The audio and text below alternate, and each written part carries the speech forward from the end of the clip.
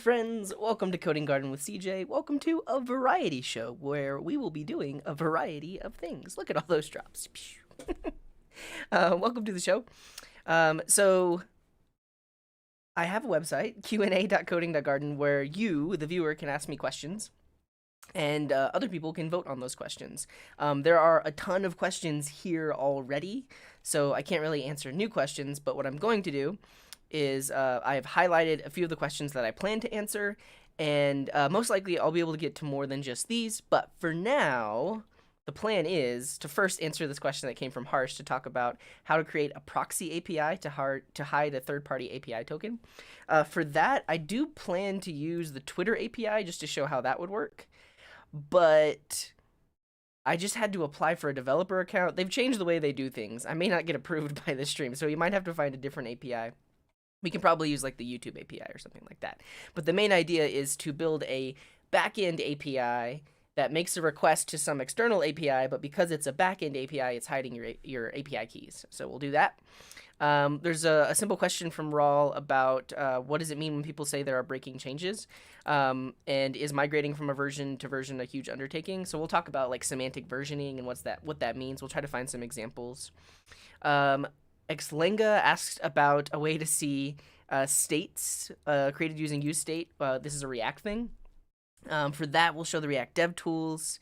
Pranjal has a question about one of the websites I built. Sergio has a question about portfolios for different types of developers, and Cananello has a question about closures. So we're going to try to get to all of those this morning. That's the plan. Let's say hello to everyone. Hello, Valter. Welcome to the stream. Hello, Siba. Hello, Subin. Hello, Ronnie. Good morning, Mark. How's it going? Hello, Jan. Hello, Noel. Hello, VJ, who says it's nighttime, so they're going to go to bed. That's good.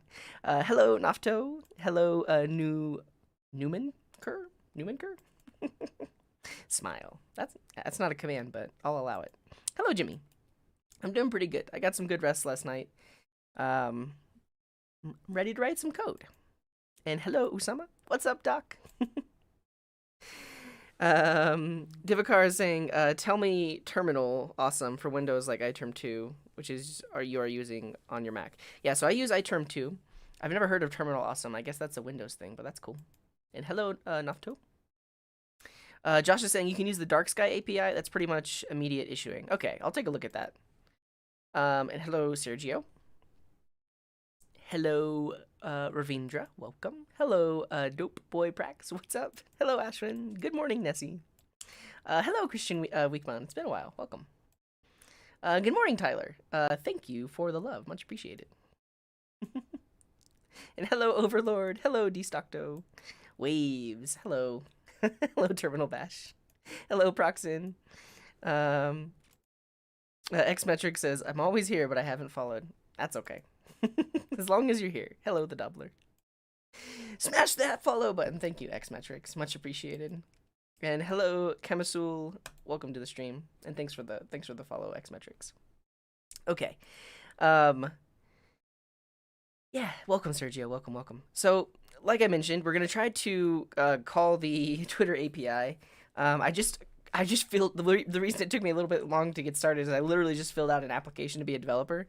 So I'm going to check my email really quick and see if they've sent me the confirmation email. We'll see. Okay, Twitter developer account. Please verify. Confirm your email. Congratulations, you have successfully created a new Twitter developer account. Okay. Oh, that's just me. We're gonna go over. No, not there. Right? No, there. Yeah. So yeah, I clicked it and I've been confirmed. So that's good. Let's create an app. View the apps page. Okay, cool. Create an app. Ultimately, this is just going to give me an API key. And I guess what I'll show is if you look at the Twitter documentation, to make requests to it, it does require a key. So I think we're going to build just like a super basic endpoint that allows us to search tweets. So let's look at the search tweets endpoints. Yeah, we're just going to use the standard API. We're not trying to do anything crazy.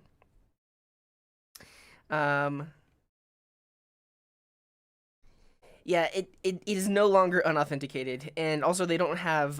So another reason why you might create a proxy API is if you're talking to an API that does not support cores, and I believe this one doesn't. So let's. I just want to find the documentation for the thing that I want to do. So I definitely want to do this standard search. Let's look at the API reference. The standard search API. And this is the URL. So I can make a request here to tweets.json, and I can pass in these parameters.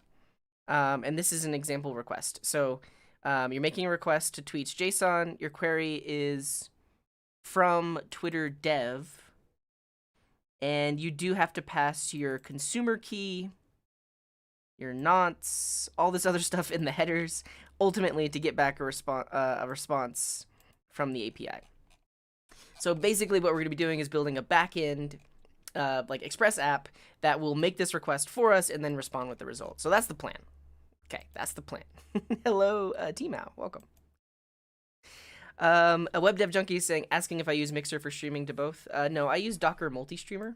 Well, Multistreamer is the app, but they have Dockerized it here. It's an open source thing. I just run it locally. So my local network is literally uploading to both Twitch and YouTube at the same time. But I have a pretty fast connection.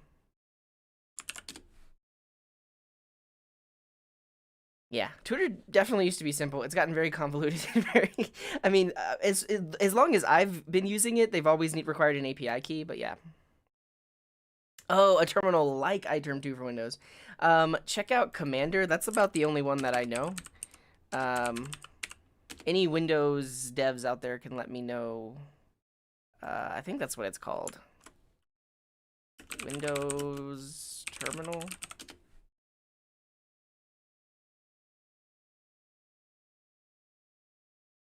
Come on, DuckDuckGo. I think it's called Commander. I'm pretty sure. CMDER. There we go. This is what I use on any of my Windows machines. I don't do a lot of development on Windows, but this is a pretty good alternative for Windows if you're looking for a good terminal. Let's try that. Commander. I haven't done Docker yet. I really need to. I was thinking about that last night. Like, so many people have asked you should do Docker, and I haven't done it yet, but yeah. Terminal Bash says, getting Twitter working is a little bit of a pain last time I did it. So hopefully, and the main thing we'll need to do is we can create like a one-time token and then just reuse that token on our backend, because there actually is an OAuth flow. This stream isn't about that. We just ultimately we just need a token so that way we can call the API. At least that's what I think. Okay, and hello, Imphy. Welcome. There's a terminal from Windows, which is pretty good, yeah. Any quick tips for a junior developer trying to break into the industry? Just build things. Don't stop building things. And just keep building things. You're just gonna get better and better. Yeah, build things. That's my tip. Yeah, so I just applied for Twitter developer. Hopefully, I've gotten everything that I need. Cores is the root of all evil. I disagree. Cores is a good thing, and it's actually pretty easy to work with once you know what you're doing. Could you make this kind of proxy entirely with an Nginx config file? Possibly. So like you could potentially create a Nginx proxy pass that automatically adds these headers to any incoming requests. The thing is it would add those headers to every single endpoint. Like basically we're going to create an Express app with one endpoint that's like /search, and then you pass in a query param of the search that you want. We're not going to be forwarding all of the query parameters. We're also kind of like locking things down. It's not just like a direct proxy. So yeah. And thanks for the YouTube sub, John. And hello, Scienton. Don't think, yeah, I shouldn't have to pass all that stuff. Meow. The Windows terminal is good. Yeah, so there was like a new one that was released recently, wasn't there? It was literally called Windows Terminal. Yeah. Why would a public API not support cores? Because they potentially offer up sensitive data that they don't want exposed on just regular plain old clients. That's the main thing with Twitter. And also, I mean, it's probably not the main reason, but technically you could build a website that competes with Twitter just by using their Twitter API directly. instead of having to create your own backend that makes the requests. And hello, Alana. Welcome. Hello, Manaj. I'm doing good. Yeah, let's look at this screenshot from 2012. This was the API. You call this, and you get back a response. No API key. Done. Yeah. And good morning, Chris. Hello, Domenico. Oh yeah, and so in terms of like if you're trying to break into the industry, you need to have a good portfolio. I'm not thinking completely straightly this morning, but Xmetrics is mentioning it. Be really active on GitHub. So because you're not in the industry yet and you're trying to get into it, you don't have any prior work experience. So if you're trying to get a job, really the main thing that you can show them is work. And so on the idea of just build things, have a portfolio of work that you can show, because you don't have the prior work experience. You need to be able to show them something. So create projects on GitHub, have a public portfolio where you can display all of that kind of stuff. Yeah. Hello, Joe Mama. Welcome. Windows Terminal supports emoji. That's good. Yeah, that could work, Doc. We're going to use Express, though. Hooks, custom hooks. Yeah, so I'm just going to show a simple example with React DevTools. And hello, Static. Welcome. Good morning, Ran. Hello, Mustafa. I didn't build the chat. This is just this is in taking in YouTube and Twitch chats and putting them all together. And hello, Karan. Welcome. We are answering some Q&A questions. And hello, Code with Dinesh. Welcome. Ashwin says, my video on finding hidden API endpoints was useful. That's good. Yeah, having a CodePen profile or JS Fiddle, any way to showcase your work to potential employers. And hello, Mutasim. Hello, Katoli. Sent me a very small funny code challenge on Q&A. Okay, I'll try to look later. I'll try to remember that. Is it necessary to learn Docker as a self-taught developer? No. You could go your entire career without knowing it. It's good for some things. And it potentially makes you more desirable in the job market if you do have skills in Docker. Don't click on links. The Rickrolls, yeah. How to stay motivated in development. I don't really know. I don't know. I'm sorry. I don't know. Let's build this thing. So we need to go deeper into the docs to find the authentication. Accounts and users. No, not that. Basics. Authentication. Bearer token. Yeah, so I probably want to use bearer token, and there might be a way of just using my developer token. Application only authentication. Let's see.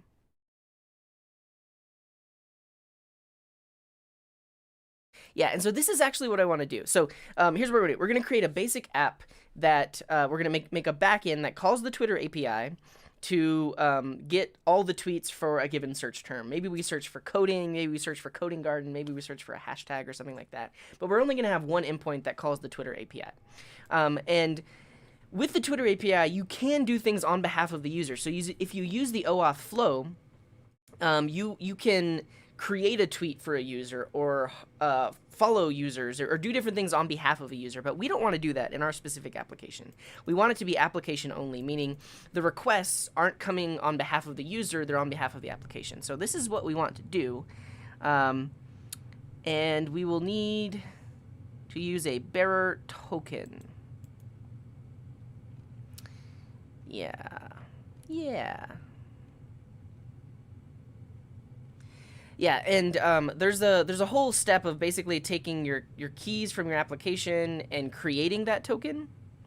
We're not going to do that. We're going to find something that will just do it for us, because it will be pretty simple. We just plug in our values and it'll do it for us. I'm just going to search on npm really quick. Twitter token.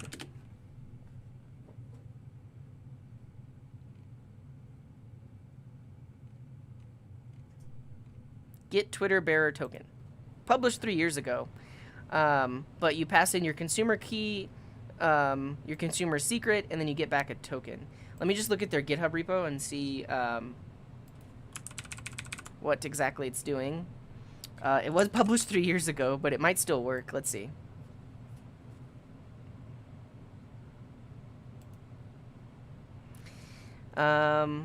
So pass in the consumer key, the consumer secret, and the callback. So we create a base64 encoded key with the consumer key and the consumer secret. We make a post request to OAuth2/token. Let's look at what we were just looking at and make sure that's the same endpoint. It's just to OAuth/token.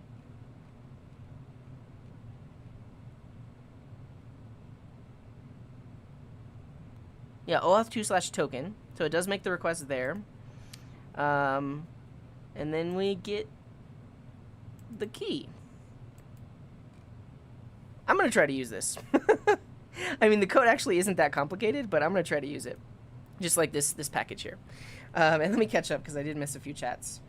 Hello, Win32 who says it's time for a study break. Do scraping on the Twitter instead of the API. No, we're gonna use the API because the main point of this is to demonstrate how to hide an API key. And thanks for the follow, Maxi. Welcome to the show. All right, let's get an Express app going. How did the Arduino project go? Well, you know, that's very, very relevant. Here's where I'm gonna start up this thing because you can see it. Oh, that's not good.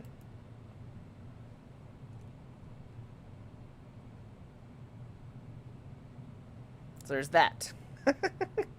I'll make it a little, like, I'll make it tiny and we'll put it down here. So basically what can happen though, well, that's the wrong thing. And then we need to look at it like that. But what happens is I have another app where you can send a chat message.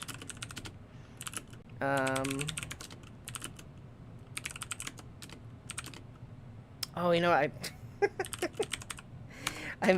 changed it. Really, I can do this.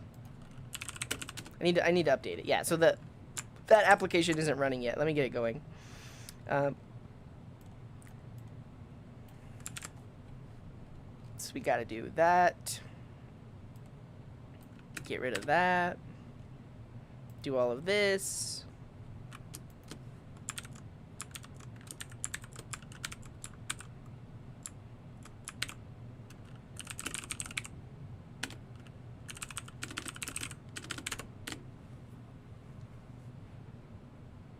Okay, so now it should work. So now if in the chat, if you do !LED and then a sequence of 8 zeros or 1s, it will turn those LEDs on. So there we go. So Overlord did 110000, so those two LEDs turned on. I was just demonstrating from the last stream. No space between LED. Yeah, so then that message came from Infi. Oh, well there's a bug we didn't catch last time. Let's see. Because you just did, so Seba did LED without something after it. Here, I'll do this.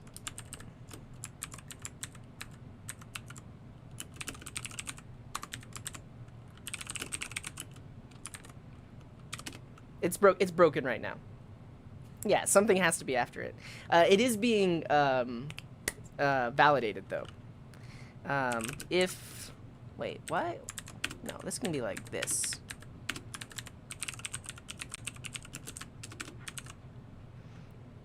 Greater than 1.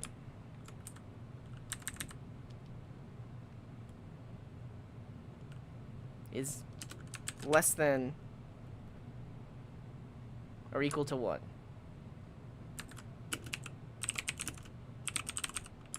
There we go. Okay, it should be fixed. Oh no, don't do that. I am doing something other than the video title. I got distracted. I just wanted to show this.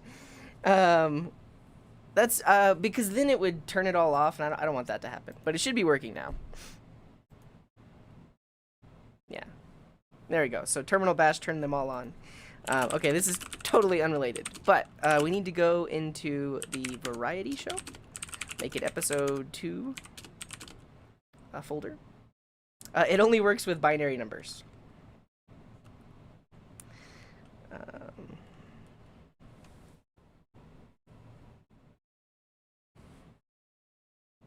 Where's a better place for this? I guess I could put this like right here. Yeah, we'll put that right there.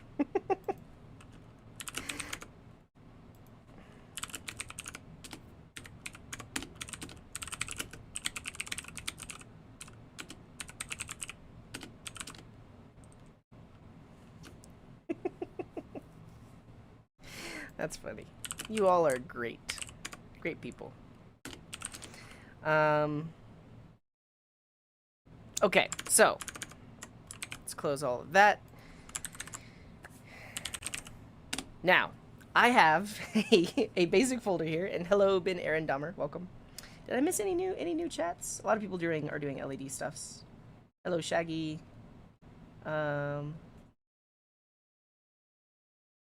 Oh, Xmetrics is doing a wall panel with LEDs. A 64 by 64 cube. Ooh. Ooh. All right. We're going to create a basic Express app that's going to have like one endpoint / search. So we're going to initialize this as an npm project. We're going to install Express. We are going to install cores because we're going to want to create a client that's going to be able to talk to this library, or to this backend. And good morning, Mary Jo Stabler. How's it going? So we need Express, we need cores. We'll install Morgan?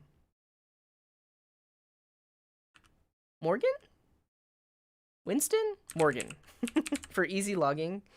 And we're gonna install this thingy, get Twitter bearer token. Hopefully it works. So here we go. And thanks for the follow, Adivek. Welcome. Hello, Cliffcore. All right, so let's make a source directory.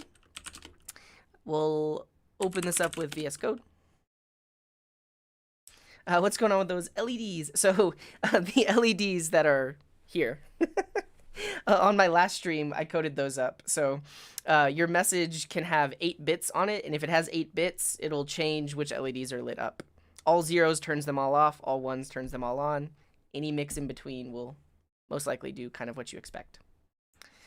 How to check the viability of npm packages. Typically, you can do what I just did. So I saw that this package was last published 3 years ago, which is a long time. But if you want to first make sure that it's linked, it has a GitHub link. Because then you can go to GitHub and see the code. And I looked at the code here. I mean, technically, I didn't have to npm install this. I could have probably just copy and pasted this code right here because that's all it's doing. But even though this was published 3 years ago, it still looks like it's doing the thing that I want it to do. So it's good. You can also look and see if there are any issues. This project doesn't have any issues, all that good stuff. Okay. So first thing we need to do is we need to get a bearer token so that way we can make application requests. So this is something that we'll probably only have to do one time. We won't have to do this over and over again. So I'm going to create a file called getBearerToken.js. We're going to just try to use this package. Not that.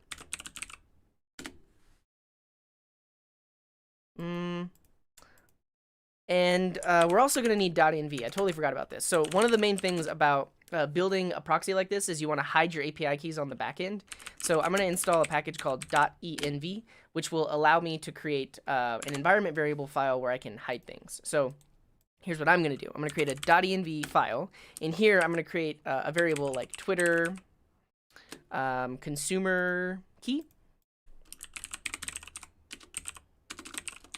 And then I'll probably need Twitter consumer secret. And then eventually I'm going to have Twitter token. That won't exist yet, but eventually I'll have it. And so in this file, instead of just like hard coding my consumer key like here, I don't want to do that because then this would get pushed to GitHub and people would have my consumer key and secret. So I don't want to hard code it. So what I can do is I can require in that .env package that I just installed. So I'll say require.env .config, and calling this .config function will actually read in this .env file if it exists. So I can put my very secret consumer key here and my very secret consumer secret right there. And this is going to load them in. And then now, since they're in my environment, I can say process.env.twitter consumer key.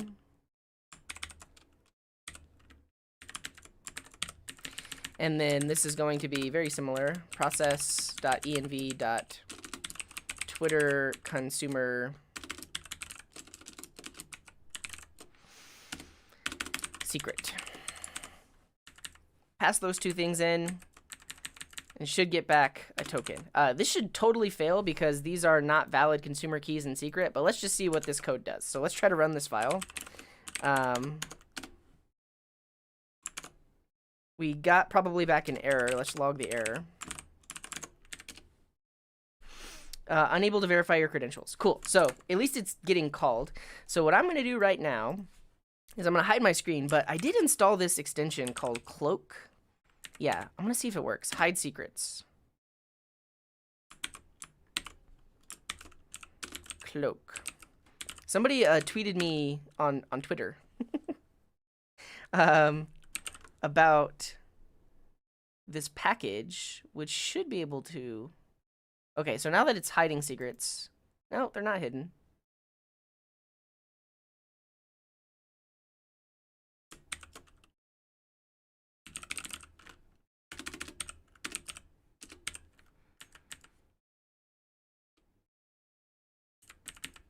Toggle secrets?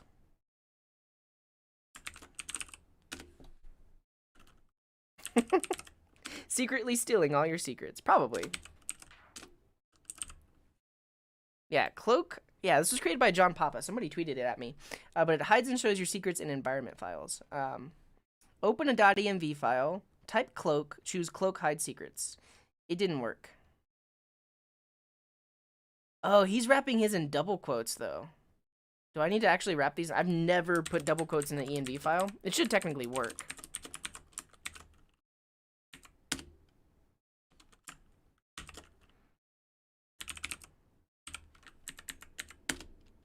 It's not working. What am I doing wrong?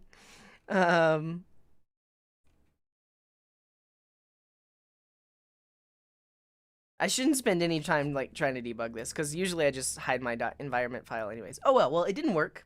Well, I installed it days ago, but I can reload VS Code. Toggle secrets. Okay, I'm doing something wrong. So here's what I'm gonna do. I'm gonna hide my screen. I'm gonna grab my consumer key and secret from the Twitter application that I haven't created an application yet. Where are we?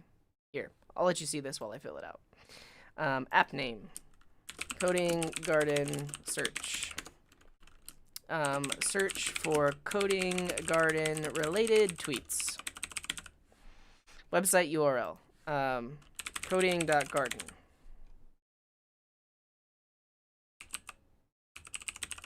Twitter.coding.garden. I don't want sign in. I'm not going to have any callback URLs. I'm going to try to leave everything else blank. Tell us how this app will be used. I will demonstrate how to call the Twitter API. Hopefully, others can learn from this example. Is that 100 characters? I don't think it is. How many is it? Thank you for your consideration. All right, I'm gonna hide my screen while I create it. I'm reviewing the developer terms. And cool. So I now have an API key and an API secret. So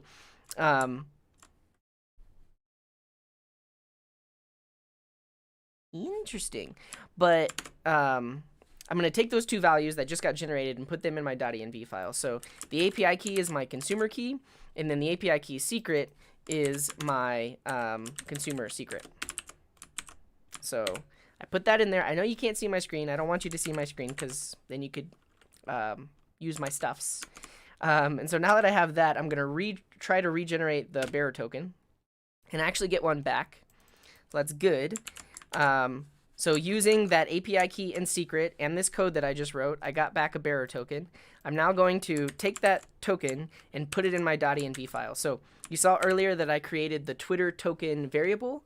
I now have that token as a value in my .env file, so I can use it elsewhere. Great.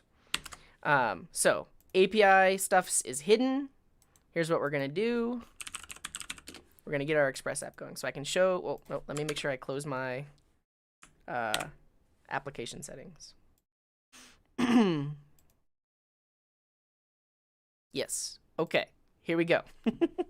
Let me catch up on the chat because there's quite a bit going on.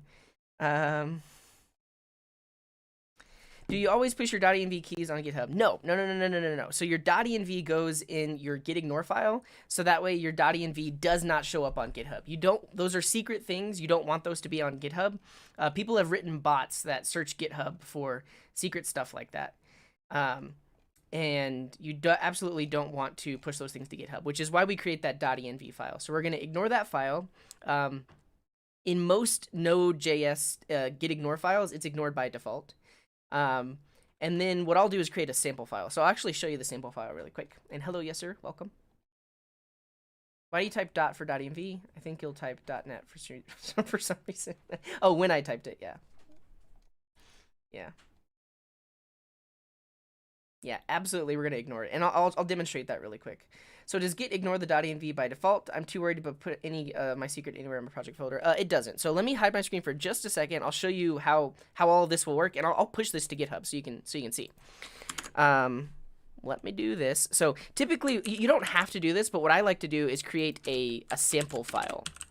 So when other developers pull my project down, they don't have my secret keys, but they have an example of where they can put their secret keys. So your key here, your secret here.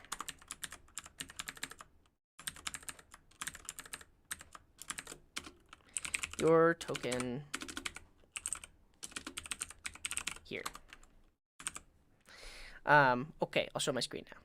So I've created a new file. It's called .env.sample. You can call it whatever you want, .env.example, but basically it shows the structure of my .env file, but it doesn't actually have any secrets in there. Then I'll create a gitignore. And in the gitignore, of course, we want to ignore node modules. We also want to ignore that .env file. So by putting .env in here, Git will not allow me to commit this file without a forced commit. So we're ignoring node modules and we're ignoring the .env, but we will add the .env sample. So if I do a git status here, I need to add this entire folder, but let me do this because I can just push the whole thing up and you can see how it works. So you can see I did git add everything, and because the .env was already in my gitignore, it wasn't added. It only added the sample. So let's just commit this. Twitter. No, not that. What's happening? I'll do a bird emoji.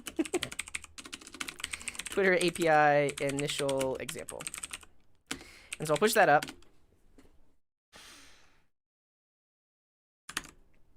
And it's on GitHub /codinggarden/variety show, episode 2. Twitter API proxy. And you can see in here there is no .env file, but I do have a .env.sample. And typically what I'll do is I'll create a README that tells people, hey, you need to create your own .env file. You can just copy this to a file called .env, update it with your values, and then you're good to go. But I have not published anything secret to my Git repo here. So there's that.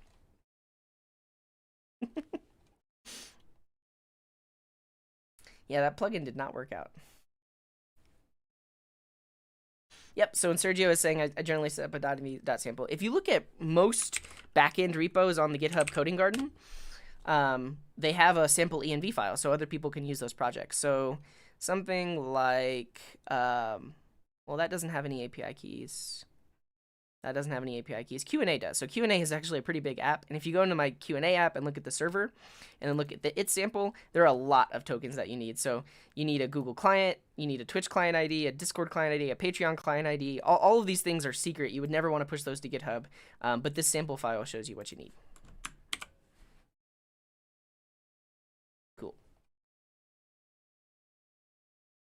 Twitter token is empty? Oh, no, no, no, no. Oh, you think that's why, like, it maybe had a parsing issue? Yeah. Oh, thank you, WebDevJunkie. And hello, Karan. They're here. I'm just behind on chat.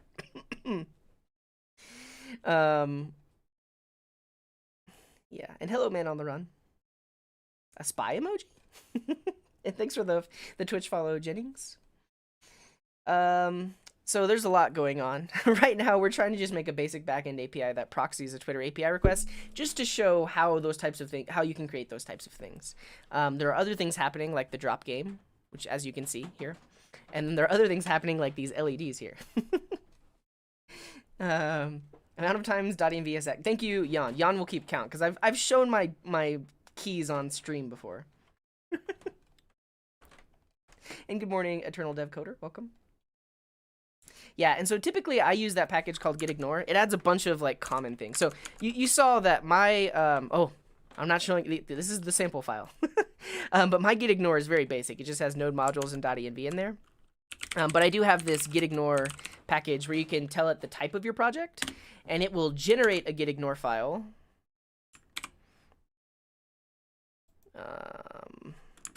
Oh, I'm in the wrong folder. Oh well. Episode 2. And then Twitter API proxy. Gitignore node. And then you'll see that it actually overwrites my existing gitignore with a bunch of common things that you would want to ignore. And so this is typically what I do. But for my example, node modules and .env is really all I needed to ignore. But here's some other stuff that is commonly ignored in node apps. So it's good to have extra stuff in the event that in the future you add more things. The LEDs are working. The chat is just, I'm just way behind. Yeah, there we go. See? Node versus Go. They're two very different things. Go is a natively compiled language. Node and JavaScript are very dynamic. Okay, so at this point, I actually have a token, I have a consumer key, I have a secret. Let's make a basic Express app. Code with Jim loves Go, so there you go. There you go. We're going to bring in Express. We're going to bring in Morgan.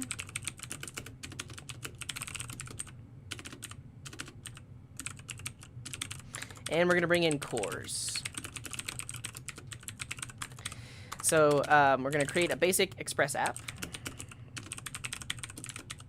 And then we'll use our middlewares. So Morgan is a logging middleware. And they have a few built-in types.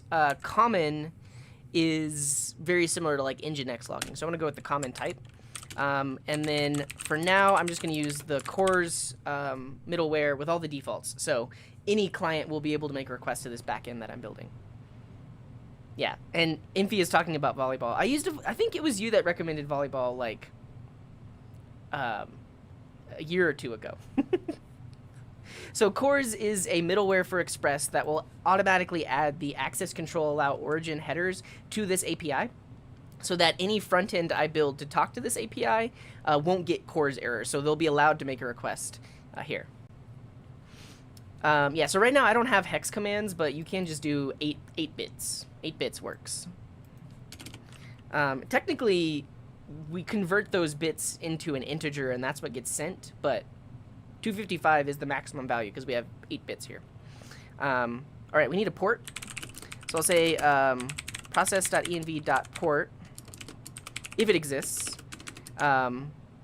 Or let's go to port, what's today? 1228. And then we'll just do app.listen on that port. We're just going to log to the console listening at http://localhost and then that port. We'll do a basic get route.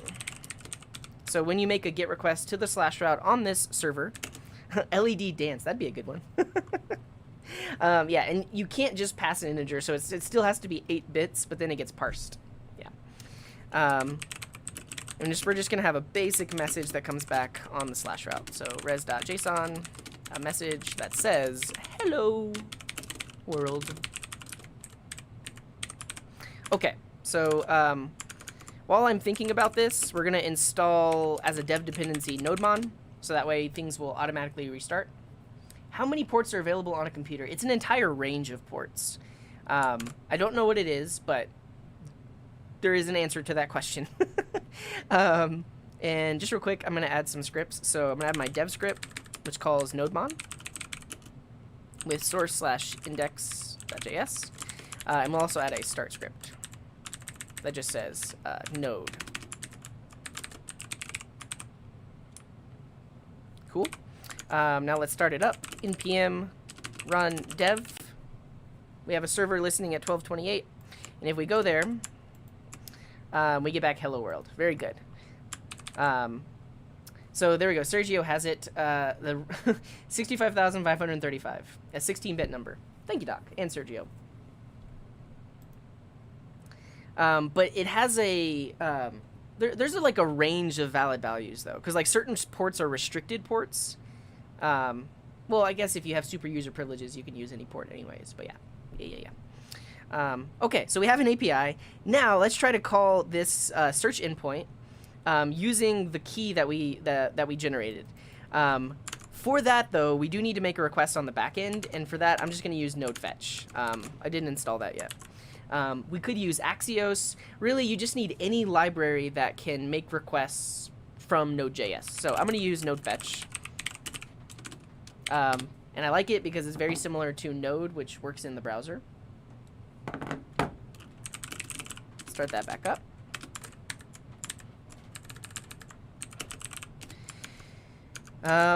And here's what we'll do real quick, just to see if it's working. So we're gonna create a route on my server where you just get /tweets, and then inside of this route, we are going to make a request to the Twitter API. So I'm gonna bring in node fetch.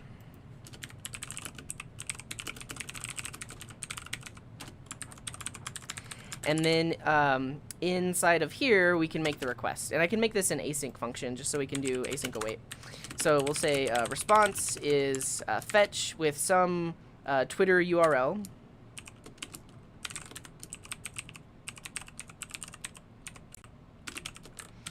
/ I don't know what. So ultimately, this is the URL. Are we using version 1.1? I guess so. Yeah, so this is the URL ultimately we're going to be making the request against. We could store that in a variable like up here. Twitter base URL is this, but without the tweets/JSON. So like that. So we have that in a variable. And then over here, we'll make the request to /search/tweets/JSON. We're going to get back that JSON response. We definitely need to put await right there. Like that.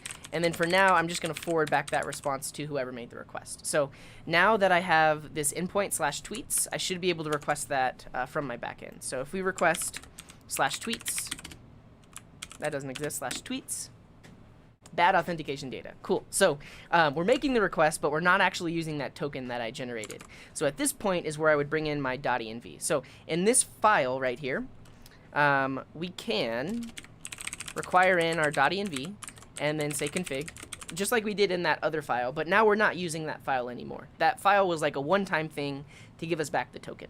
And hello, client telephone. Welcome. That's great. Now that I've brought those in, I can use my things. If we look at the documentation, we can see how this will work. And actually, we're using application only auth.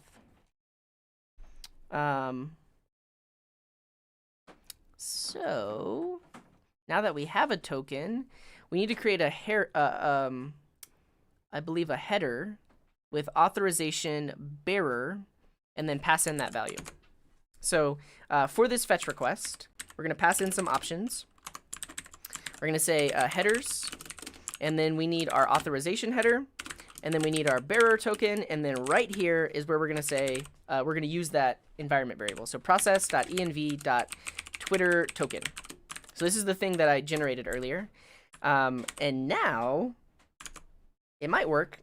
I think we need to pass more variables into it, but let's see what happens now. query parameters are missing. So now I'm actually passing in that token. That's great. And so for this, I'm just going to pass in Q. So Q allows you to pass in a query. So here I'm just going to say, and Q equals coding garden. So we're going to search for tweets that mention coding garden. Here we go. And we've done it. And there's my tweet going live soon for a variety show. So ultimately, I would build a front end that makes a request to this back end, and now that front end has not exposed any API keys. All of this code I'll push up to GitHub so you can analyze it, you can look at it. I do have to take a quick break, but when I come back, I'll show you more things we can add to this, because right now this is hard coded, right? Right now, this endpoint is only going to return tweets that have the query coding garden in it. But we could make it so that we forward the query parameter. So what if I do tweets colon or question mark Q equals, I don't know, what are other Twitter things? I'm not a Twitter user. Hello world. So what if I want to search for things that are hello world? Well, inside of my express route, I can actually access the query params and then tack them onto the end here. But we'll do that when I come back. I'm going to take about a 10 to 15 minute break. And then when I come back, we'll do some more things here. We could create an endpoint for getting a Twitter profile given a username. We could do a lot of different things here. But the main thing is, because this is a backend API, we have hidden all of our secret keys on the back end. And then one thing I'll do when we come back is we'll build a super basic front end that can make the request here. And you'll see that we're not exposing any secrets in our front end because we're making the request to our back end. But yeah, I'm about to go to stand up. And you didn't miss too much. I don't have any plans for doing videos with Tony anytime soon. Node fetch is buggy? I've used it a lot. I haven't really used Strappy. Okay, so yeah, I'll be back in 10 to 15 minutes. While I'm gone, be nice to each other. And also, Coding Garden is brought to you by viewers like you, so shout out to all my patrons and members. I'm going to display them on the screen now. Well, all right, see you soon.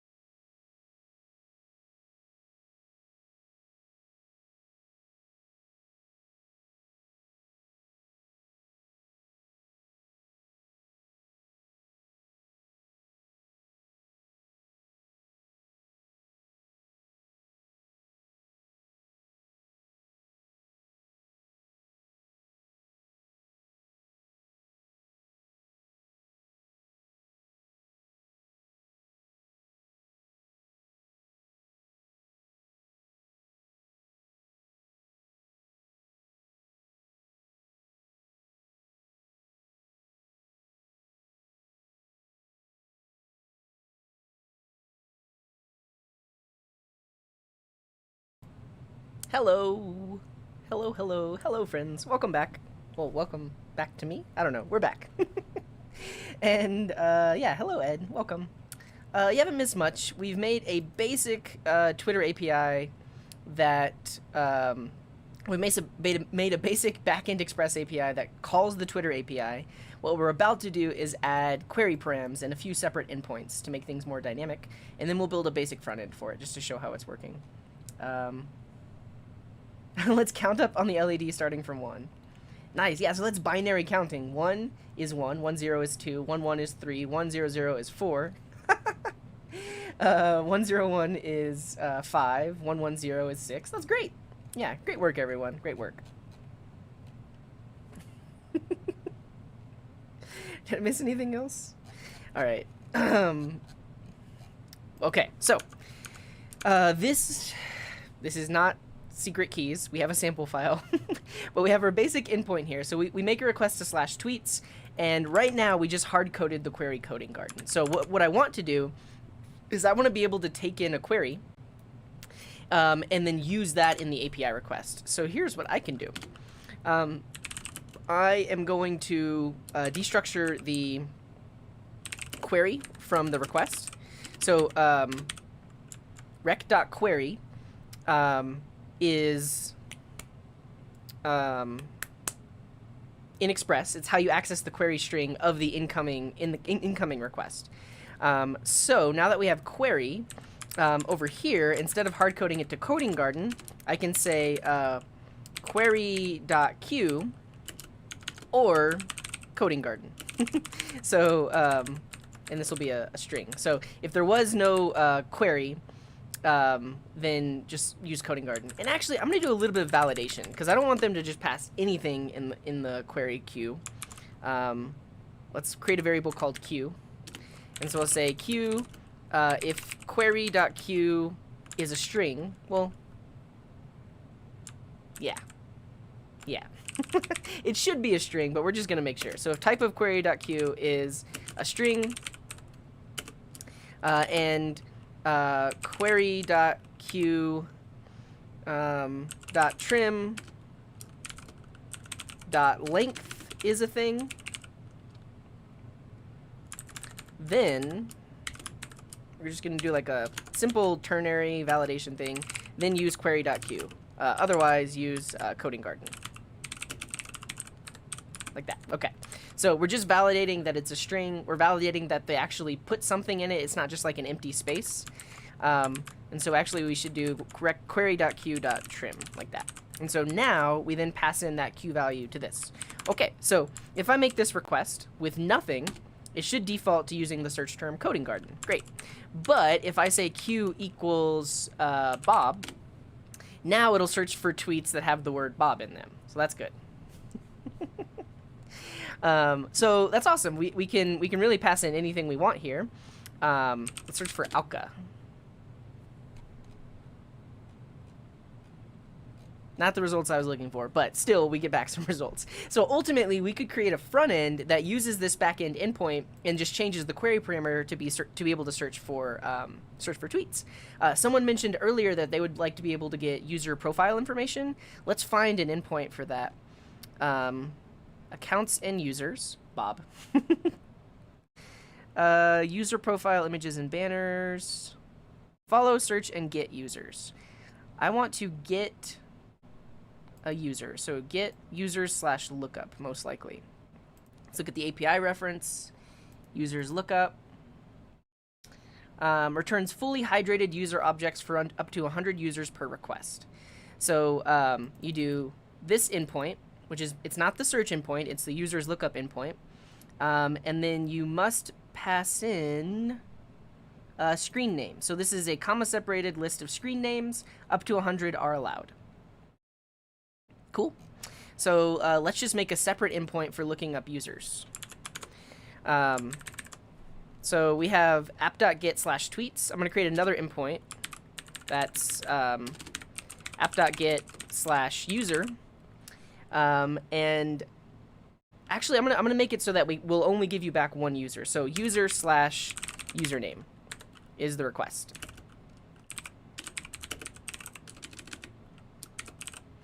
So we our request and our response, and ultimately what we're going to be doing is very similar.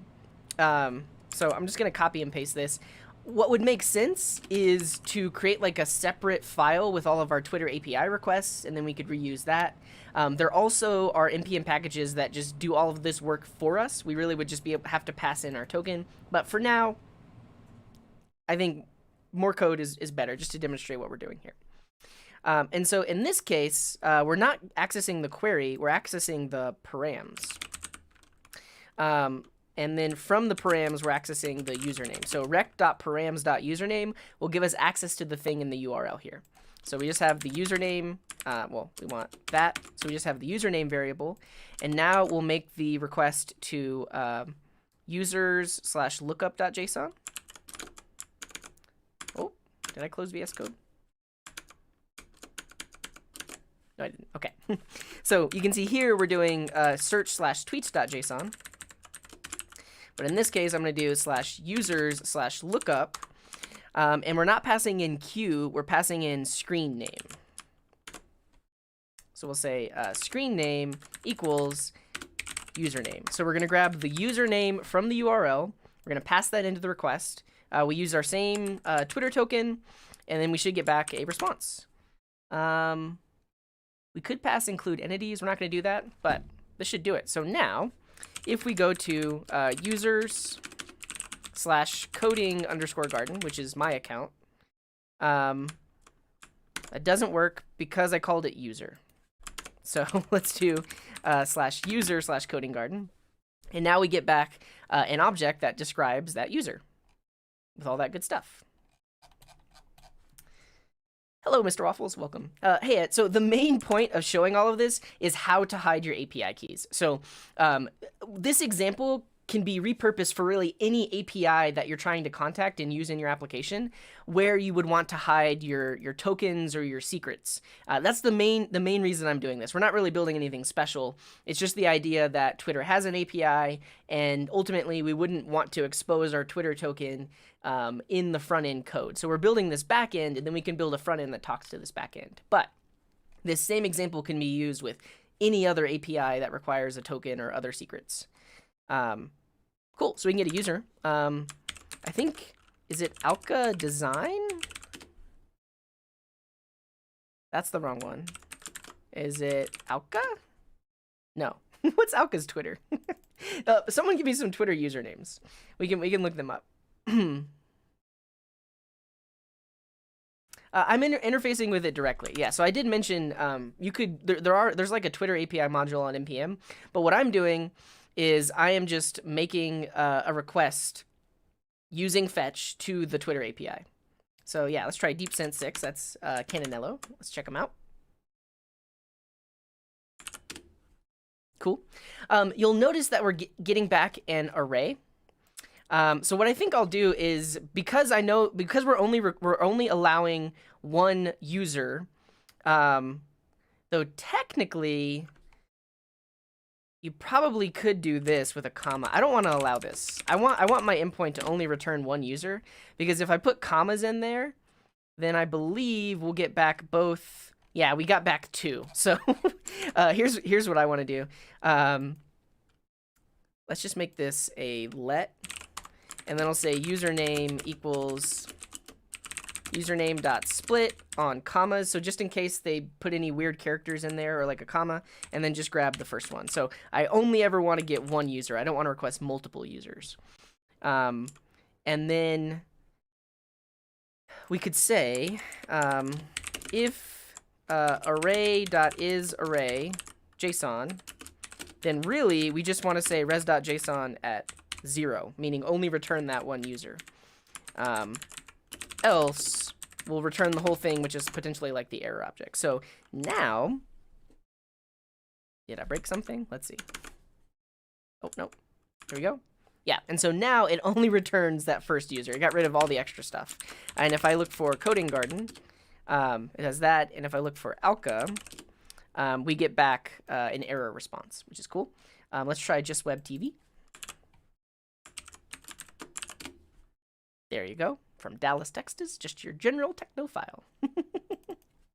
Our Farida. Here we go. There you are. Wherever Earth. Run code, eat, read, sleep, and repeat. Here's Mr. Waffles.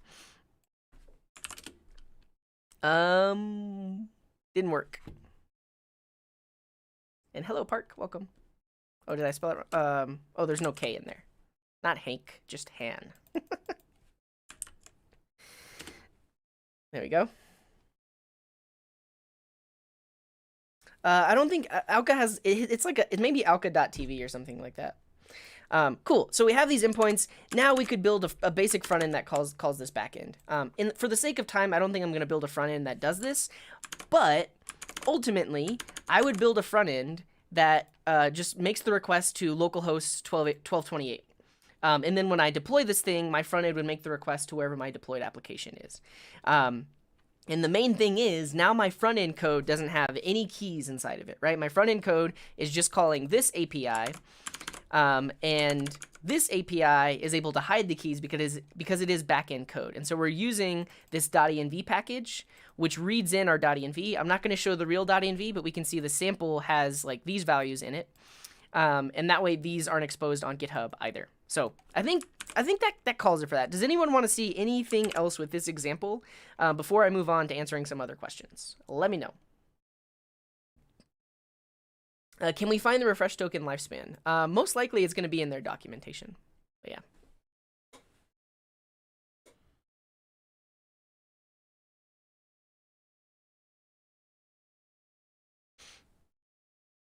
Alka Magic, that's what it is. Let's get it. Alka Magic.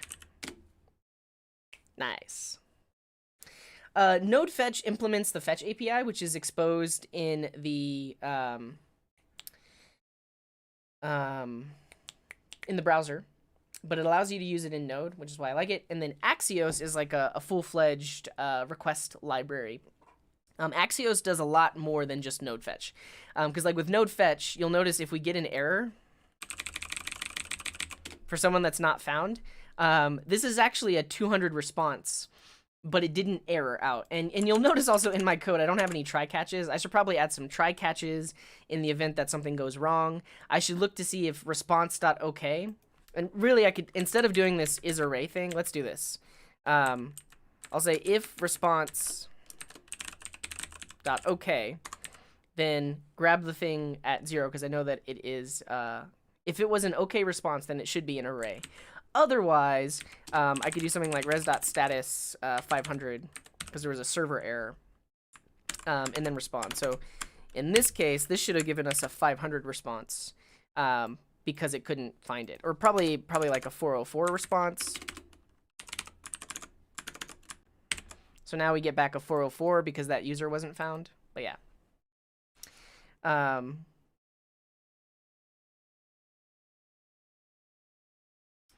I afraid of low-level languages? Because in my opinion, JavaScript is really slow compared to Java or C++. Well, that's just like your opinion, man. No, I'm not afraid of them, not at all. I mean, you can see this LED thing. We coded that. Well, no, that's technically JavaScript, but we coded similar things with C++. And JavaScript is not really slow. You can actually do some really cool things with it. I would posit to say that your code is bad. You're not bad, but your code is bad. Java has a lot of overhead with like the Java virtual machine. C++ is fast. It's native code. It's running almost directly on the CPU itself. But you can do some really cool things with JavaScript, and it doesn't have to be slow. Lifespan is an undocumented API. Cool. So Bob is asking, so how does one limit who is using this API? So because we have, because this is an express application, we can do anything we want. We could create our own API keys if we wanted to. So let's do this. We could create a custom middleware that looks for an API key, a custom API key in a header. And if that doesn't exist, it can throw an error. So you could do like app.use, recresin next. So this is just going to be a simple middleware that looks at one of the headers of the, well, not, let's look at one of the query parameters. So we'll say if rec.query.key is equal to secret, then I'll allow it. Meaning go on to the next response. else we're going to return an error. So I'll say res.status 401, and then we're just going to return a JSON error. Missing key. So now we've basically created our own API key that's called secret. So if I make this request for something that exists, it says missing key. So I actually have to pass in key equals secret, and then I can make the request. So yeah, you can do so much more with this. You could require the user to have like a JSON web token that you generated. You could use a request limiting library that looks at their API IP address and limits the number of requests based on their IP. You could do a lot of things with Express middleware. Yeah. If you look at my last stream, Ashwin, you can see how we built this thing. This thing. Is it possible to permanently delete files that someone may have uploaded with their API keys in them? Yeah. So I mean, you can do a force push to a Git repo, and you can scrub the Git history. However, if anybody saw it before that, or if anybody pulled down that repo before that, they're gonna potentially have those things in their Git history. So the best way is just to delete the repo and start over again. But you can look up, if you look up online, scrub API key from Git repo, you can see some people that have written articles about it, where basically you overwrite Git history by removing those things, and then you do a force push to overwrite the history on GitHub or wherever your Git repo is hosted. But it is possible. That's a smart question, Bob, because ultimately you've created this proxy API, but now anybody that hits this API is technically using your token. So they're technically going against your rate limits for the Twitter API. So it makes a lot of sense. Like you can limit things in other ways. The other way to do, and another thing you might do is instead of just keeping cores open like this, you might actually explicitly set an origin to like mycoolwebsite.com. And so now only if the request originates from the browser, the origin must be mycoolwebsite.com. And if it's not, the browser is going to give them a CORS error. Now, of course, you could use Postman, you could use anything else, and it wouldn't actually care about this origin property. But this is another way to limit things. So limit front end requests to a given origin. Something like that. Spicy. I was joking for the most part. No, you can you absolutely can chain them. I just like to have them on separate lines. C# is nice. I agree. Yeah. Hello, Ben. Welcome. Really, like any language that compiles to native code could be the fastest. I don't know. They might do different things. They might have different compilation optimizations, but yeah. Yeah. My mom has a conspiracy about the true meaning of the LED game. What? Can we find the refresh token lifespan in an undocumented API?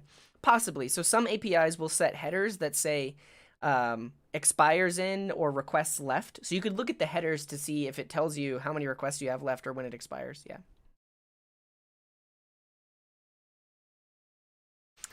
If rec.query return. Let's see. Oh, you mean for this one? We could do that.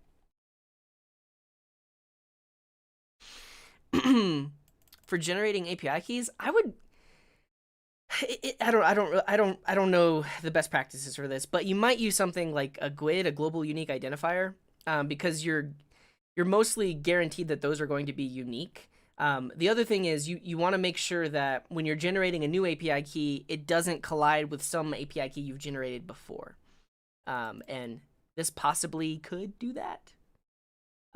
So you need a way of generating keys that are unique. You need a way of generating keys that will not overlap. And you need a way of generating keys that is not predictable so that others could potentially create fake keys. So yeah. My cool website is a hosting company? That's funny. Yes, for the cores. Yep. Dart compiles to native code and it's higher level than JavaScript. It's not about the level. Yeah, it's really about just like the platform and how it treats that code for sure. And hello, Nar, welcome. Okay, so we're done with this. We spent a long time on this. We spent like an hour and 15 minutes on this, but that's totally fine. And like I mentioned, this you can apply to really any API. It doesn't have to be the Twitter API, but ultimately we're hiding those API keys in the environment variables, and your front end would make the request to this back end. That's the main thing. All right, let's move on. And actually, I'll go ahead and push this code up. Yeah.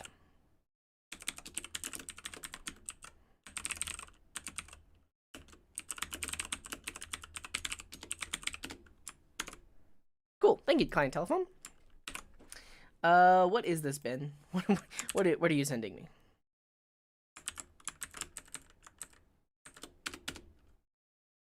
Some condition. Oh, you're talking about early return. Yeah. I don't always do this though. I like, especially for newer developers, I like the explicitness of an if else. A lot of people aren't familiar with this. The idea that if you put return inside of a function, it's going to immediately exit. So this is cool. It does definitely create cleaner code because you don't have nested coding, but it's a little less explicit if you're not familiar with it.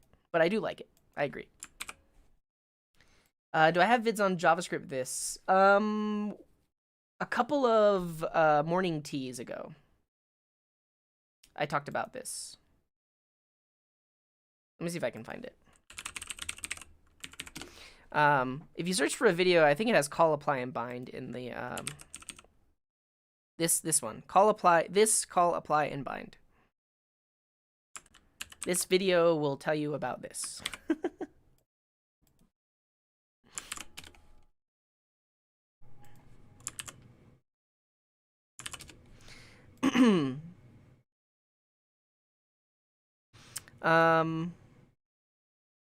Oh yeah, we didn't end up using dark sky, but that's okay.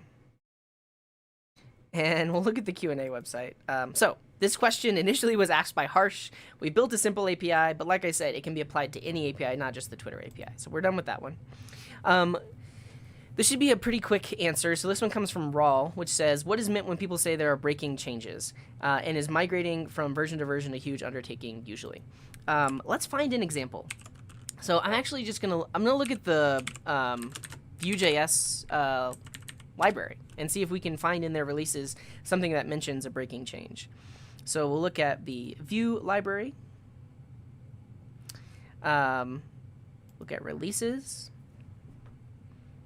Yeah, so this has security fixes and bug fixes.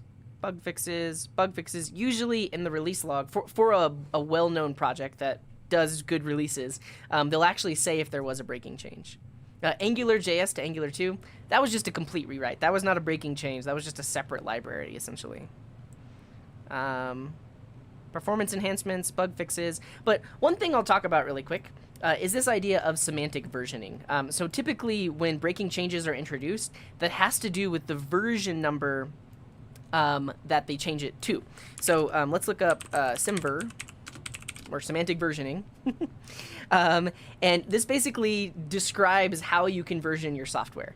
And it has the format of major, minor, and patch. So if you see a piece of software that is versioned number.number.number, typically they are adhering to semantic versioning. Now, not all software libraries adhere to semantic versioning, but if you read in their documentation and they say that they are, you can be somewhat sure of these guarantees. So first, patch. So if this last number changes, then that means there were backwards compatible bug fixes added to the code. So we can see that's basically what was happening in all of these releases of Vue.js. So we have version 2.6.2.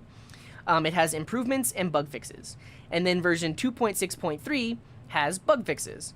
And then version 2.6.4 has improvements and bug fixes. So the idea here is because they're just changing the last number, anyone that is using their library can reliably update to the latest minor version, or sorry, to the latest patch version, and shouldn't have to worry about their code breaking. By upgrading, they're going to get bug fixes and they're going to get performance improvements.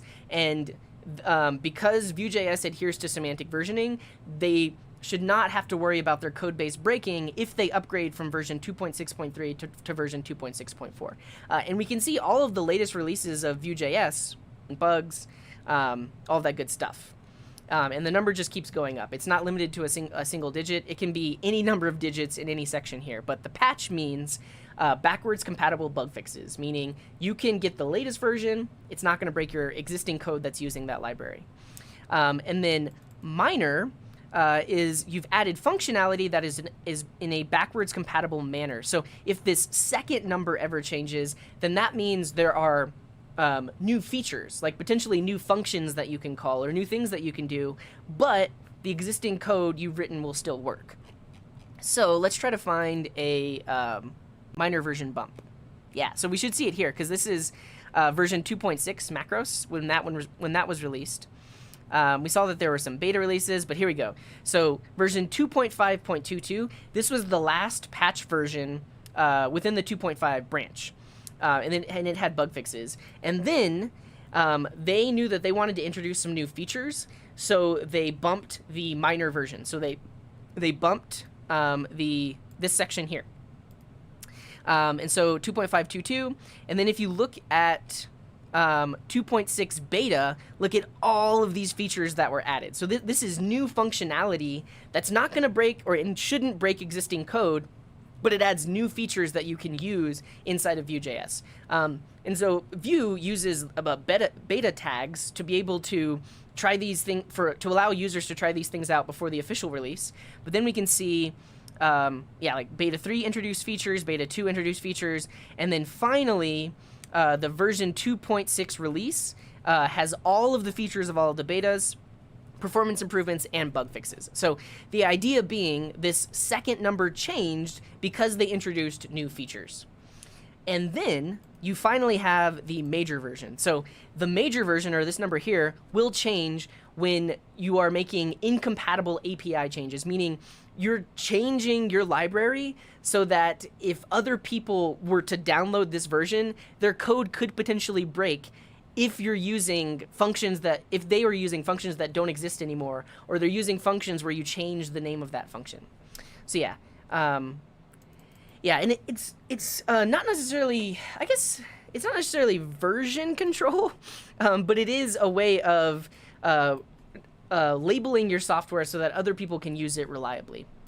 And so let's go and try to find in the Vue.js library when they went from version 1 to version 2. And we can read about what breaking changes happened. Let's see, it might be easier to find this way. No. It's gonna be a while back. We're gonna have to keep going and going and going. Actually, let's do this after 2.0.0. Yeah. Okay. And actually, what was the last? 1.0.28. Let's go after.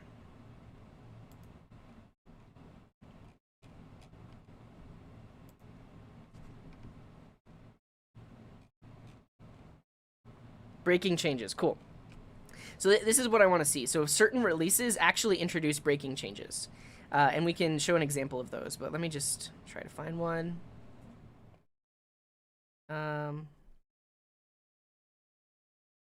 So for example, the composition API would increase the middle number. No, actually, it's interesting because the composition API is technically a backwards compatible change, but it's going to be officially released at the same time as breaking changes. So the composition API won't be officially released until version 3.0.0 of Vue.js, mainly because it's being released at the same time as other breaking changes. Okay, so here's an interesting breaking change. So we can see in version 2.0.0 alpha of Vue.js, this breaking change was introduced. They used to have a lifecycle hook that was called init, but it was renamed to before created. So if you had written code that was depending on the init lifecycle hook, and you installed version 2.0.0 alpha 7, that code would break. Meaning, like, let's say you had all over your code base, you had components that were using the init lifecycle. After this version, it doesn't exist anymore, so your code would break, and you would have to go through and rename everywhere where you said init, you'd have to rename it to before created, because that's how they changed the library internally. So this is what they mean by breaking change. They have changed something that people are used to and are using, that if they upgrade, will break the thing. No, I'm just going to go to work in like 15 minutes. So, and I'll show this, like if you look in the Vue.js documentation and you look under like the API, and we look at like lifecycle hooks, options and lifecycle hooks, you can see in here, there is no lifecycle hook called init, I-N-I-T. Here. But before version 2.0.0 alpha 7, if you were to look at the docs, you probably would have seen a section for init. But in this version, it got removed and got renamed to before created. There we go. So this is the idea of a breaking change. They changed something in their library that other people could potentially be using, and if they install this, their code would no longer work. So that's what we mean. And the next question is migrating from version to version usually an undertaking? It really depends. It depends on the library. So in this example, if you were to go from Vue to alpha 6 to alpha 7, or I mean, really anything before Vue alpha 7, if you had the word init all over your code base, part of upgrading would be to go through your entire code base and change init to be before created. And that's actually not that bad. You could probably just do like a find and replace. But there are certain breaking changes that are a lot more than that. Like they remove entire functions and change the way you do things, or change the way you pass functions into them. So it really, really depends on the library. And any nice library will introduce small breaking changes at a time. So and also they'll introduce deprecation flags. So anytime you're using something and you see a warning pop up that say this is deprecated, that's basically how that library is attempting to help you with future breaking changes. So when they add a warning that says this is deprecated, essentially in a future version, that thing is going to be removed. So you won't be allowed to use it anymore. And so typically what libraries will do is they'll introduce these warnings so that you can slowly upgrade your code base, so that in the future, when they remove that function, it doesn't break everything because you've had time to upgrade. So there's that. Hopefully that helps. And yeah, I think that's it for semantic versioning. Dzień dobry, in 21, welcome. Cool. All right. Let's see. Xlenga is saying, is there any possible way to see all the states created with a use state in one component? Yeah, so if you have the latest React DevTools,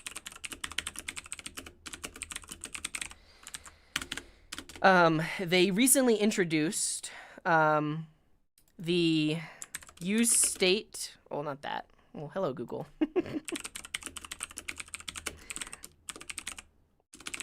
They recently introduced a way of looking at hooks in React DevTools. Yeah, release 4 with support for hooks. And so it's a fairly recent development. I guess this article came out in August. But the latest version of the React tools will actually show you all of your hooks and their nested state. So I don't know if you can see all of them, but let me just start up a React app really quick and we can see that. Did I create like a TypeScript React hooks app? Yeah. I mean, this is using TypeScript. That's irrelevant at this point. Wait, that's not it. I have a TypeScript directory? Well, that's not it. What did I call it?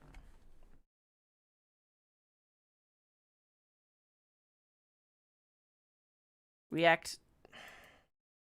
Yeah, I don't know. And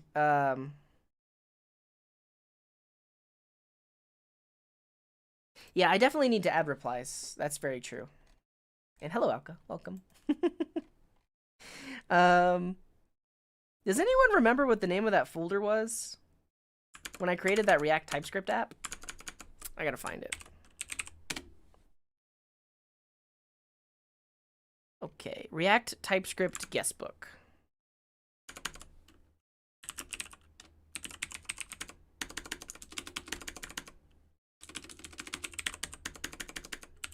guestbook. It has a TS config. Is this it? Is React. It is React. I don't know if this is it though. Let me open this with VS Code. Yeah, this is it. So this has a bunch of like hooks and stuff in it. So once we start this app up, we should be able to see all the hooks in the DevTools.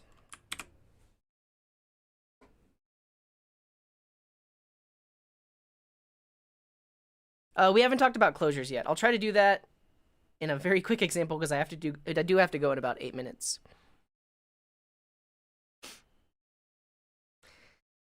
When we say that I have set up Webpack, it emits multiple bundles, but in the HTML file, it requires only one bundle. Potentially lazy loading. So other scripts will be loaded at a later time. And those would be emitted as separate JavaScript files. I think that's what you're talking about. All right. Oh, wait. Yeah, so I did that. Should start up now.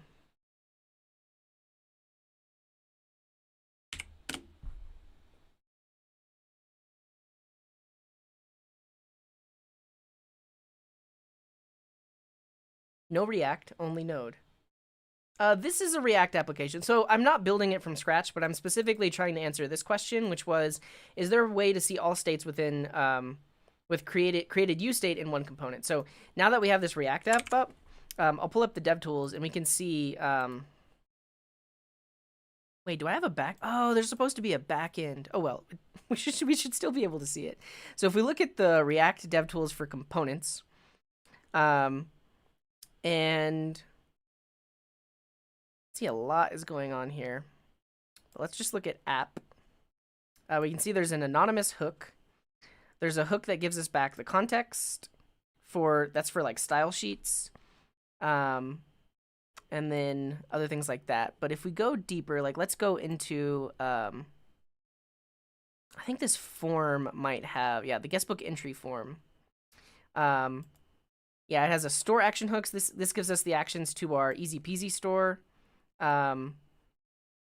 have the form state, I believe. Yeah, so they have the atom emoji for there for sure. So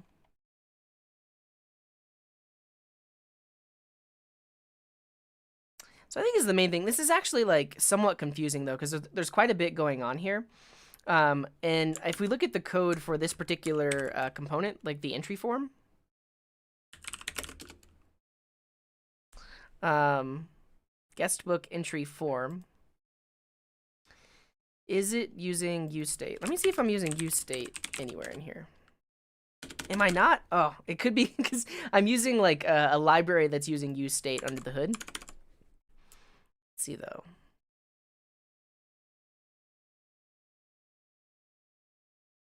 Yeah, because I'm using the store in all of these.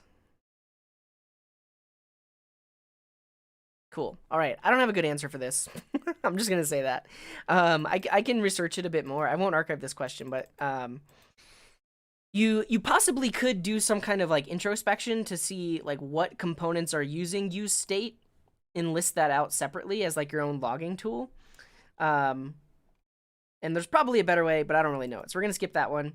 And really quick, I'm going to talk about how to use a closure, or what is a closure. So this question comes from Cananello, and it is, how are closures used to hide attributes from being accessible outside of an object? So let's do that. I'm going to close this, kill that, cancel that. Oh, look at all the, the LED updates that are happening. Question from Client Telephone. Is React so much more popular than Vue in production because of the Facebook hype? I think it's a lot of things. One of it, sure, is the fact that Facebook backs it, and larger companies might decide to use it instead of using something like Vue, which is totally open source and not necessarily backed by any single company. The other thing is there are a lot of software engineers that were we're not web developers. So like web development being a respectable software engineering discipline is a new thing within like the past few years. And so recently there are a lot of people who would consider themselves software engineers that used to work on other things that are now moving into the JavaScript world. And I think, and this is kind of a dig on them, but because React is so convoluted and similar to the software engineering that they're used to, it makes them feel a little bit more comfortable because they can over-engineer things. And they technically have a lot more control over things than you would with something like Vue.js. So yeah, React is the over-engineer's tool, is what I don't know. I'm feeling sassy this morning. Yeah, Java enterprise developers. Also like Angular. And it's similar. So if you look at the latest Angular, it's really built for enterprise. So, and again, it's the same type of software developers. They used to build Java applications. Now they're in the web world. They're kind of lost. They need their types. They need TypeScript. They need like a huge scaffolding tool. They need structure. And so that's what something like Angular would give you. Okay, closures. Example.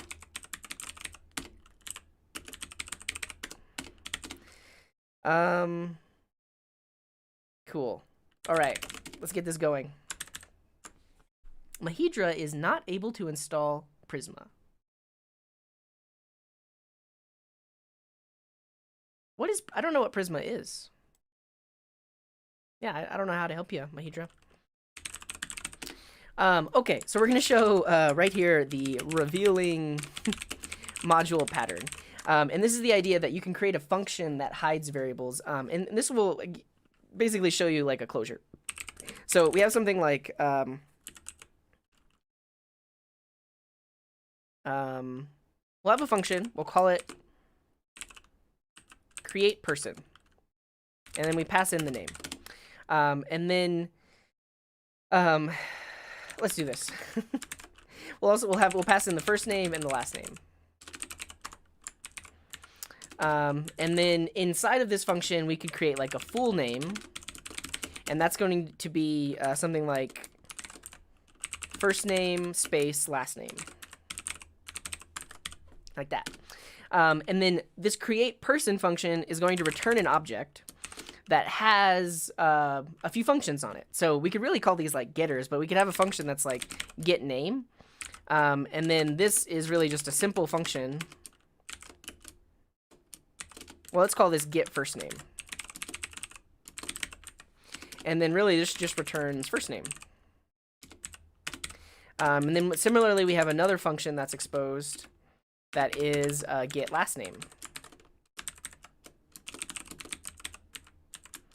And it returns last name. And then we have another function that is get full name. And it returns full name. Like this. So what we've done here is we have a function. It takes in a first name and a last name, and then returns an object that we can consider a person. So the function technically is returning other functions, but ultimately we're returning an object. It's returning an object that has functions on it. Yeah, Alka's got it. So to see this thing working, like outside of here, we could create deep sense. And we're gonna call create person. We're gonna pass in first name deep, last name sense. And then if we log deep sense, we should see an object that has 3 functions on it. So let me just run this with node. So we have an object. It has get first name, get last name, get full name. So if we log get deep sense dot get first name, we just get deep. If we log deep sense dot get last name,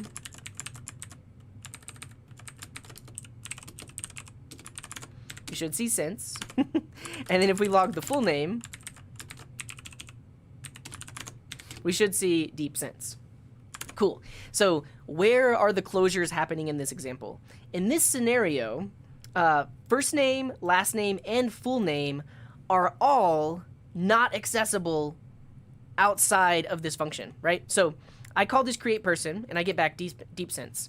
But if I try to log deep sense dot first name, that's not a thing. I'm going to get undefined because that variable is hidden within the closure of that function, right?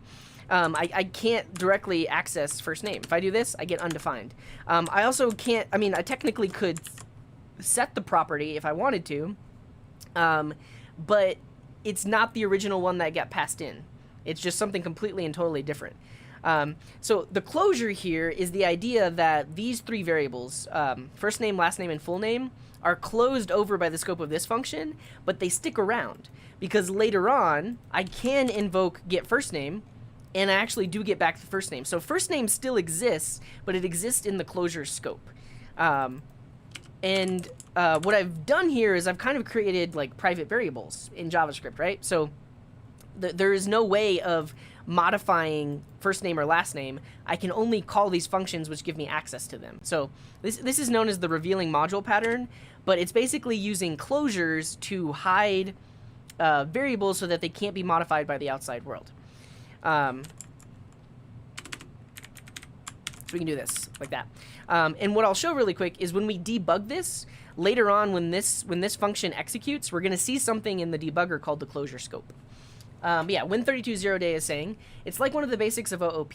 In C++, it's called encapsulation to protect the outside world to prevent access to variables. Yeah, and so in this case, we're using a feature of the JavaScript language to create private variables. So it's like JavaScript currently doesn't have private variables in it.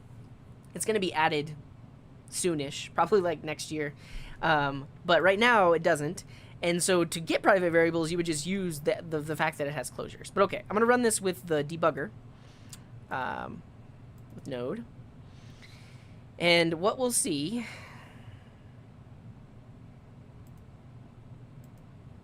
Oh, debug, sorry. Debug Node. So it gets to this line of code, right? Now, whenever we go into this, it's going to invoke get first name. So let's go in here. And now you can see in your debugger over here, there's this closure scope that's stuck around. And the closure scope actually still has first name, full name, and last name. So that's still there. It's like behind the scenes. You can't modify it, but you can access it later on. And so right here, first name is deep. And so that gets returned. And then, well, we'll debug this again. If we go line by line, when it gets into... step into.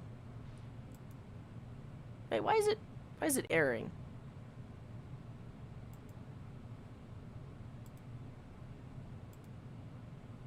Yeah, so we step in here. There's the closure scope.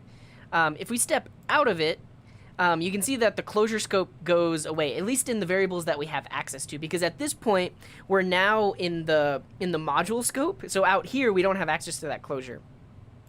And then we can go into the next function. So you can see the closure scope still isn't around, but the moment we invoke get last name, that closure scope pops back up and gives us access to those variables.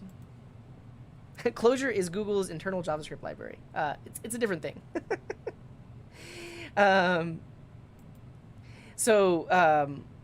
This closure scope is managed by the JavaScript runtime. We can't modify it. It's there, and so that's basically what a closure is. Don't I get bored explaining the same topic again? No, because every now and then I'll come up with a better explanation.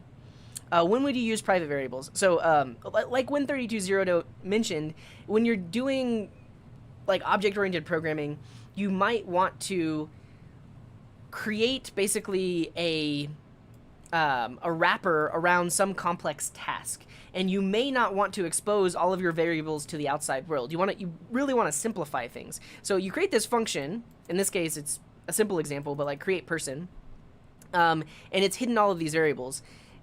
In that we're only exposing certain things that you can do with it. Now to the outside world, if they were allowed to modify things like first name and last name, it would potentially change the functionality of other functions like get first name or get last name.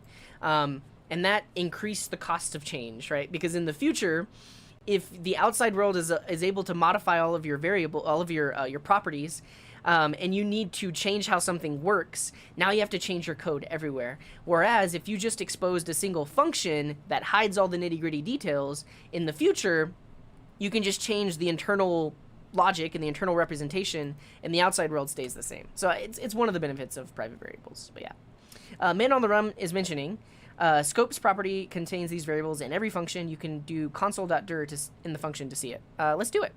So like right here in get first name, we're going to do console.dir. And we're only going to call the get first name function. And let's run it in the console here and see what we get.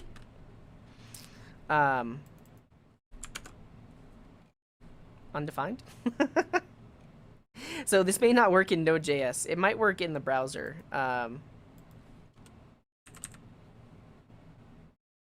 Console.dir this. No.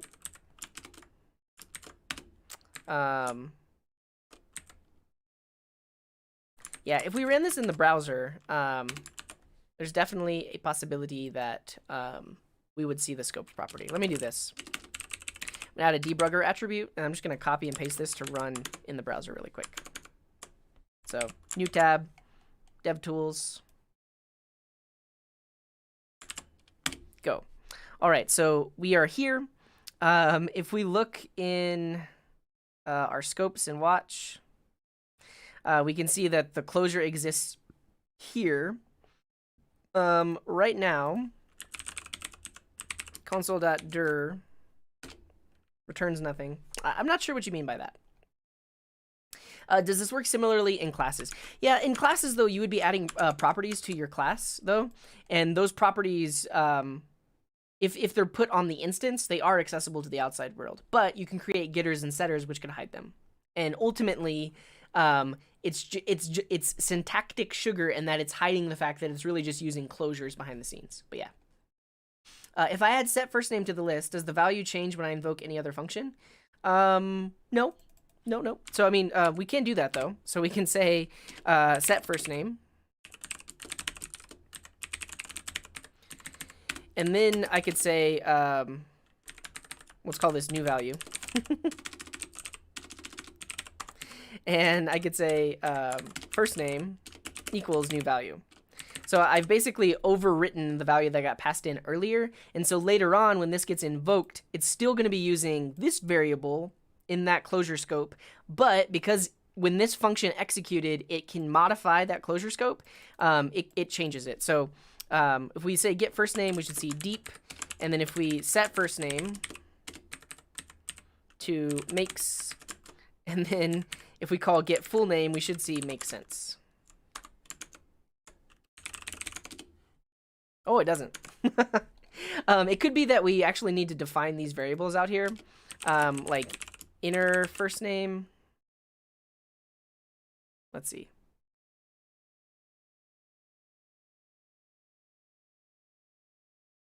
Oh, I see why.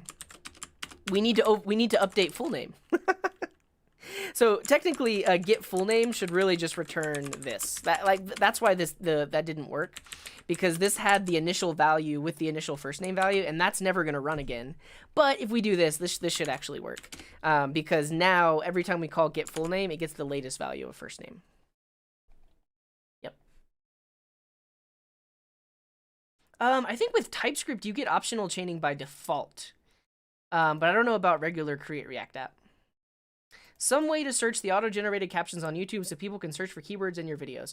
That'd be great, right? We could like list the transcript below the video, and then you can search and it'll seek to that time. Yeah.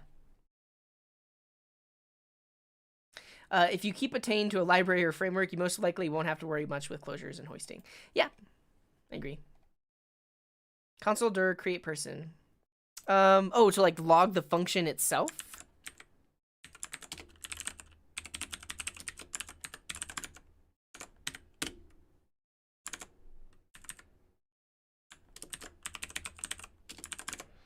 Yeah, logging the result doesn't give it back, but yeah, I don't know. But I gotta go. I got closure. Hey, InstaFluff, what's up? Closures. Diamond?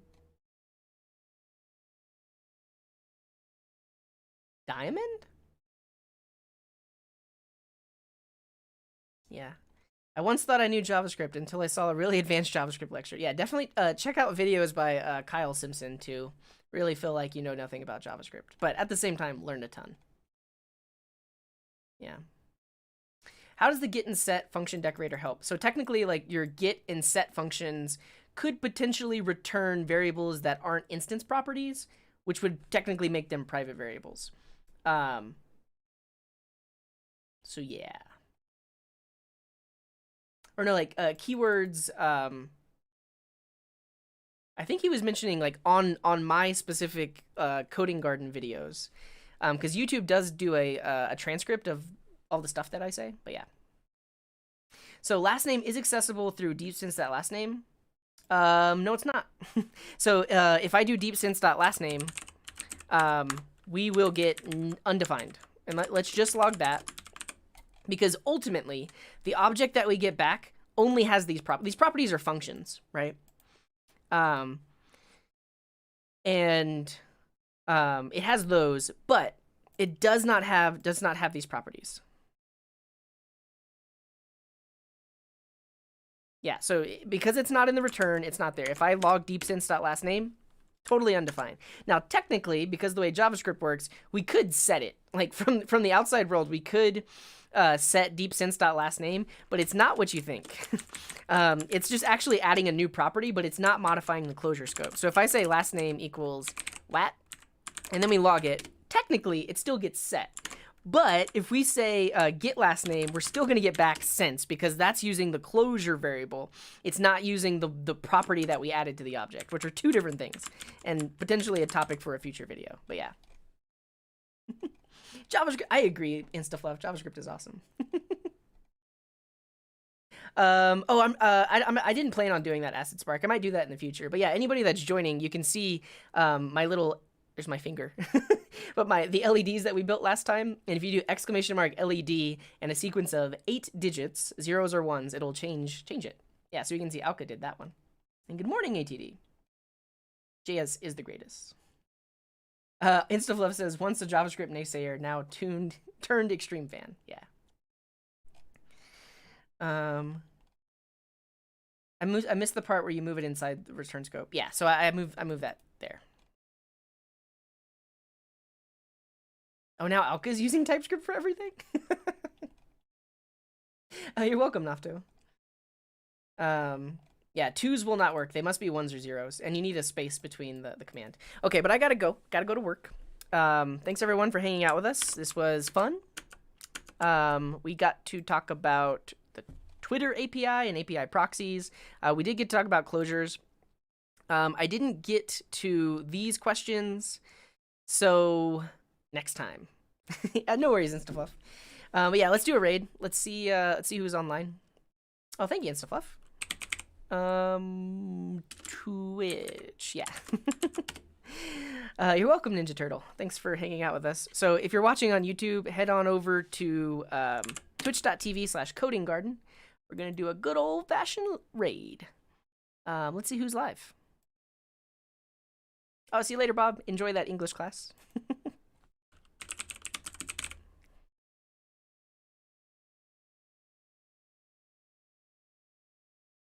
Raid.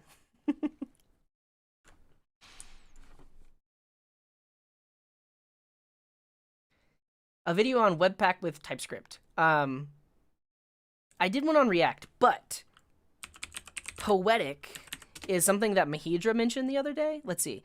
Automatically install, maintain ESLint, prettier editor config, and Airbnb rules for JavaScript, TypeScript, and React. Oh, this is React. So no. So ultimately, oh, Alka used Webpack for the first time last night. That's cool. I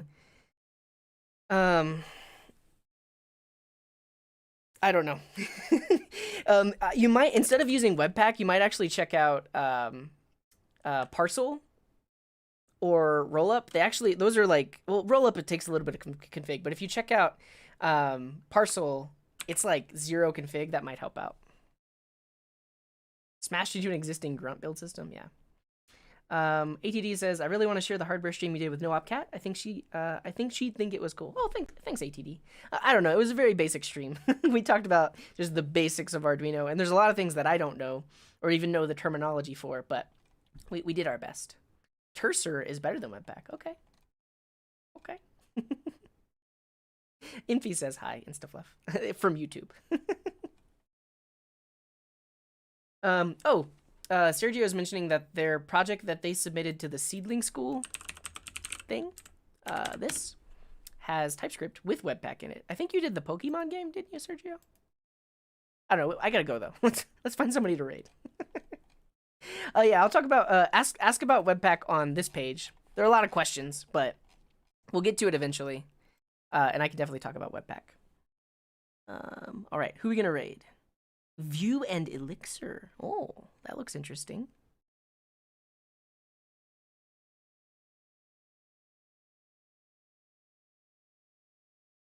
There's the Alt F4 stream, C# Fritz.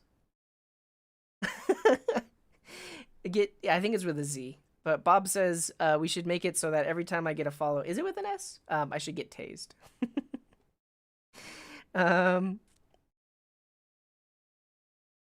Taser? No, that's mean. I don't want to do that.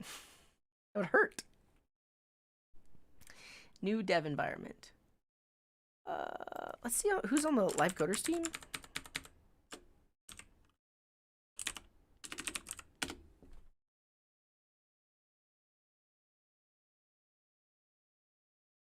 Xamarin.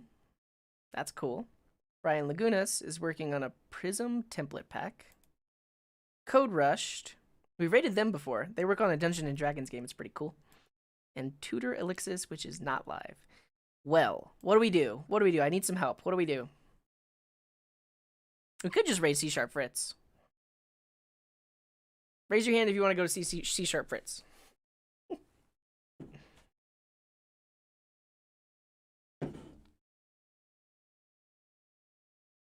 Instafluff raises their hand. That's good enough for me. let's go raid C# Fritz. Cool. Define anomaly. 1/3 noun deviation from the normal or common order or form of rule. Very good. Good job, Alcobot. Yeah, so this was fun.